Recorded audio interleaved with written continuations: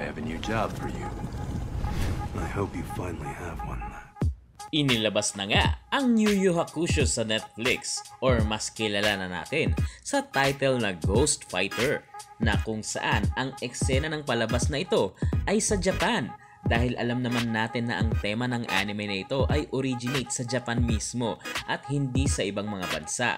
Kung bago kang viewer sa palabas na ito, dito sa eksena ng clip na ito na inyong mapapanood kung saan iniba nila ito sa live action dahil sa anime na disgrasya si Yusuke o Eugene sa isang nagmamaneho ng kotse nang iligtas nito ang isang bata na naglalaro ng bola.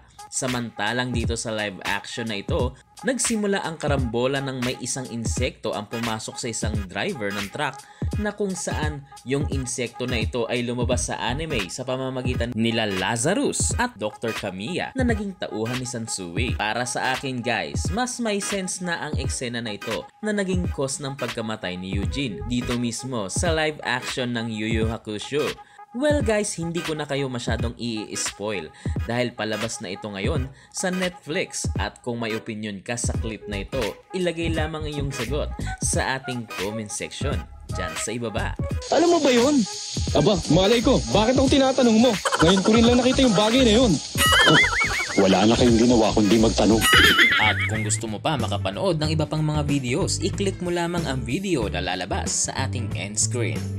What's up mga kabago? Don't forget to subscribe, just click here. For more videos, please subscribe this channel right here.